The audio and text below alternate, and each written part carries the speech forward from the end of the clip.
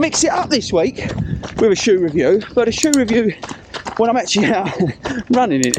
Let me know if you think this is a good idea or a bad idea, instead of being in the studio. So we're out here today, me and Tope, doing a 10-mile run along the river, along the canal and towpaths. And I thought, you know what, the Nike Mitre 2 have arrived.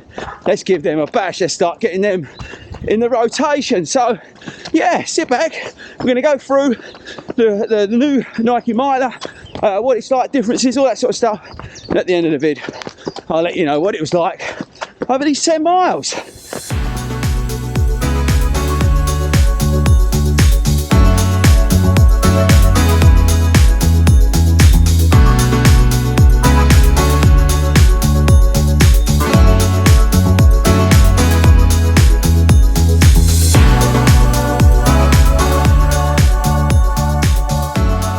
So the Nike Mitre 2 is obviously the new version of the Nike Mitre.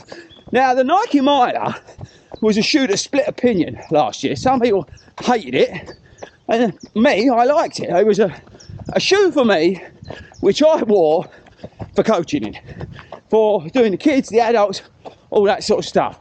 Why? Well, you've got the React foam in it, so it's stable, yet softish, it breaks in. It's a wide platform. It's got a mild medial post in it, but nothing. It's not a stability shoe, but it's definitely a little bit more stable. The upper is comfortable, the heel area is comfortable, and all that sort of stuff added up to a shoe for me, for the stuff I was doing in it, to be quite good. And yeah, it's not, you know, a really good daily trainer or anything like that, but for me, the Nike Mitre did a good job for what it was designed for me. And I think that's the important thing with some shoes.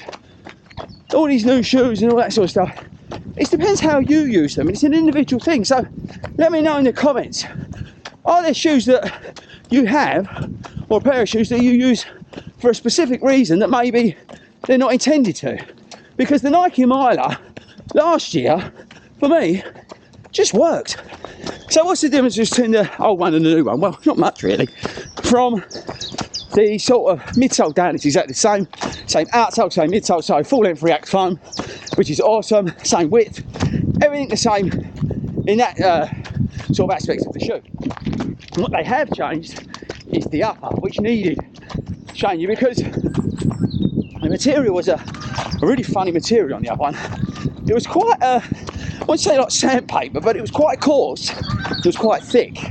So it did get you warm, especially in those summer months.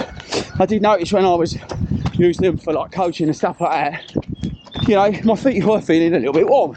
So they've updated it. They put some new engineered mesh in the shoe. I'll put some B-roll up, you can see it, but they've updated the upper. And even just running along here, I mean, we're 4 miles in and we're running into the wind. I can feel the breeze coming through onto my feet. One thing I really like about the Mitre is its outsole. It's so sticky and grippy. I know they've got like this high durability rubber on the outsole. I think maybe that's marking, but I have to say, even last year's model, and I'm noticing it along here on the canal and towpaths, and look, this is the sort of stuff I'm talking about. So look, that's when I talk about the towpaths, how they screw up your shoes, but it really is quite grippy. We just went through a tight sort of concrete section, and again, it was sticky. So, I mean, if you're looking for a slightly, you know, grippier shoe, this is a good shout. I mean, it's not any like Puma grip or anything like that, but I don't know, with the Nike Mitre, they really sort of nailed it with the outsole. I really like it, mainly, say, for its stickiness, but also for its durability.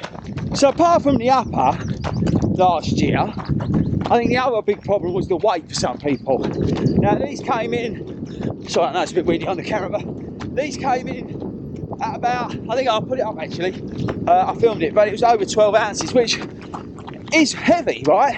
I mean, the glide ride's just over 11 ounces, so it is a heavy shoe, but again, it depends what you're using them for, people. If you're just using them to go out and run park run, then they're going to be fine. And I paid 80 odd quid for mine. I got them with the sort of birthday gift card thing. So I've got a pair of shoes for 80 quid that that I can use all season to coaching. So that's why I say, if there's a shoe that works for you for a certain reason, then you've got to have it. But yeah, going back to the point about the weight, they are not light, people. This is not a light daily trainer. And there are lighter, faster shoes out there. But for me, it just works. So we just picked up the pace a bit, didn't we, Toe? And we dropped from what? Well, kilometres. We're running easy, sort of 10-minute miles. So what's that? 5, 6 something minute kilometres. I don't know what it is. But basically, we dropped a minute per kilometre down to 5, just to see what the shoe was like. You know what? It picked up absolutely fine. React foam was good. Getting traction, I mentioned it already, was good. So again, people, yeah, it's not the most amazing shoe in the world, but if you want to use it to pick up a little bit of pace, then it does it just quite nicely, I suppose.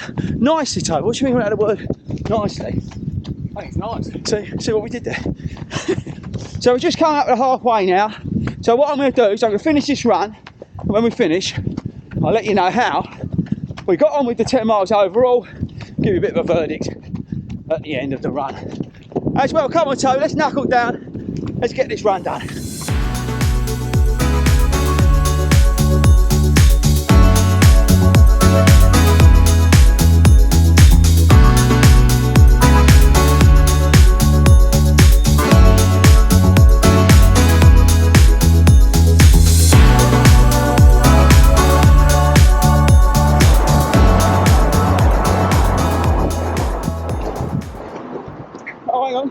Keep going. I'll tell you why in a sec. There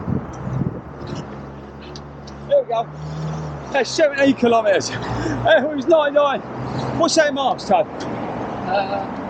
It's not 10 and a half miles. 10 and a half miles, people done. Yeah. In the Nike mile or two. Right, I'll tell you all about it. So that's it, people. Well, just under 11 miles done in the Nike mile or two. And I have to say, it's just done what you want from a running shoe. I mean, I put them on, went out 11 miles. I went up and down pace. I mean, on the way back there, so through town, we was going, weren't we? 5 minutes per kilometre. Again, up the hill. So like almost like a hill sprint up Honesty Hill, wasn't it? We weren't hanging about. It was fine. I ain't got no heat spots in them.